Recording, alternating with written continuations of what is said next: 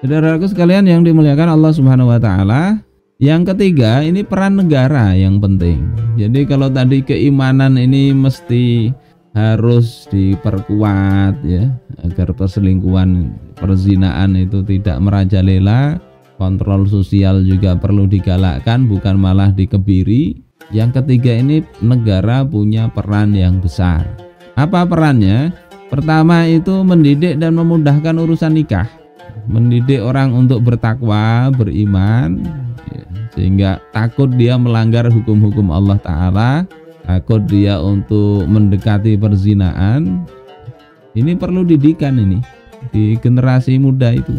Sekarang ini kadang urusan beda kaos kaki warnanya dengan yang ditetapkan itu jadi urusan besar bagi sekolahan. Tetapi siswa-siswi pacaran itu dibiarkan, nggak jadi masalah. Razia itu razia kaos kaki, razia warna sepatu. Tapi yang pacaran ini kadang kurang perhatian. Padahal itu bahaya. Warna kaos kaki beda tidak membahayakan anak-anak. Tapi ketika dia mendekati perzinaan ini, itu sama menjerumuskan ke dalam bencana. Jadi berapa banyak ratusan yang hamil di Ponorogo itu. Ya Allah. Jadi ini perlu didikan. Kemudian dimudahkan urusan nikah bagi yang sudah kebelet tidak bisa menahan atau memang ingin menikah, dimudahkan. Bukan malah dipersulit dengan berbagai alasan. Ini dulu ya ada cerita. Ini nikah ini cuma umurnya belum sampai 19 tahun. Di penjara itu. Penjara. Sekarang keluar sudah akur aja, santai, punya anak 5 ini katanya. Dengan yang istri yang dulu dia dianggap kriminal karena menikahi santriwatinya yang usianya masih di bawah 19 tahun. Nah, sekarang nggak tahu sudah 19 tahun atau belum. Mestinya enggak begitu. Orang-orang yang membuat aturan mesti 19 tahun itu coba cek ibunya dulu waktu nikah berapa usianya. Jadi tidak layak untuk dipenjara gara-gara itu. Rasulullah Shallallahu Alaihi Wasallam itu pernah suatu ketika ada seorang sahabat yang tidak punya apa-apa, ingin menikah, kemudian disuruh cari apalah yang untuk bisa digunakan sebagai mahar. Nggak dapat apa-apa kecuali baju yang dipakai, kain yang dipakai itu. Kata Rasul, kalau engkau jadikan mahar, engkau pakai apa? Kemudian Rasulullah katakan, unzur walau khataman min hadid. Sudahlah, cari walaupun hanya sekedar cincin dari besi. Cincin dari besi. Kalau sekarang nggak tahu di Jambi itu berapa itu mahar ya. Di sini mahal juga sudah. Paling enggak 50 juta katanya. Kalau orangnya perempuannya lebih berpendidikan, cantik lagi ya. Apalagi cantik, kemudian pintar, pejuang lagi ya, imut lagi ya, gelarnya doktor 9 biji. Lebih mahal lagi maharnya itu. Mahal itu. Mahal. Sehingga banyak orang pemuda yang lebih milih pacaran aja daripada menikah. Tidak ada lagi modalnya. Rasul suruh cari cincin walaupun cincin dari besi. Ternyata datang kepada Rasul tidak ketemu ya Rasul. Artinya tidak punya. Akhirnya Rasul diam ya sudah. Orang ini kemudian merasa putus harapan untuk nikah itu. Kemudian Rasul ketika lelaki ini mau pergi dipanggil oleh Rasul. Madza ma'aka minal Qur'an? Apa yang ada pada engkau dari Al-Qur'an? Engkau hafal apa sih? Jadi ini hafal Qur'an itu. Jadi peluang untuk nikah itu. Lelaki itu mengatakan ma'i suratu kaza wa suratu kaza. Ya addadaha.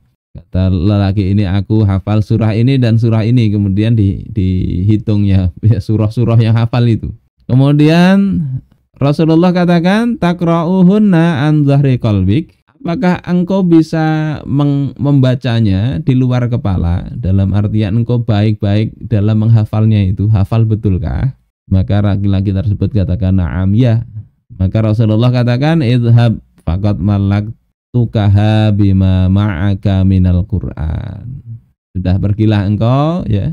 Engkau nikahkan dengan dia dengan apa yang engkau miliki dari Al-Qur'an, yakni engkau ajari dia lah. Coba sekarang ini kalau ngikuti begini mudah nikah itu. Mungkin si istrinya, calon istri mau, tapi masalahnya kadang mertuanya yang enggak mau. Ini yang beratnya ya. Mertuanya enggak mau. Sehingga salah satu caranya ya tadi hamil duluan mungkin. Ya Allah, ini berat, problem problem berat di masyarakat. Ini peran negara itu pertama tadi memudahkan. Kalau pada masa Khalifah Umar bin Abdul Aziz tidak punya modal, dimodali oleh negara itu. Mana yang mau nikah tidak ada modal, dikasih modal oleh Khalifah Umar bin Abdul Aziz. Karena harta negara memang melimpah. Mau bagi zakat tidak ada yang mau nerima. Sudahlah, yang mau nikahkan. Sehingga jadi keluarga baru yang nggak punya harta jadi berhak dapat zakat. Kemudian peran negara yang kedua itu menjauhkan dan menutup pintu-pintu perzinaan.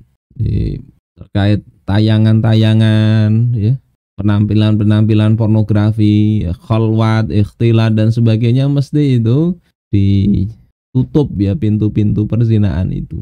Dan ini wewenang kepala negara. Sekarang ini justru negara yang katanya negara tauhid justru membuka hal seperti ini. Ini ya Allah, mudah-mudahan ada perbaikan lah umat ini.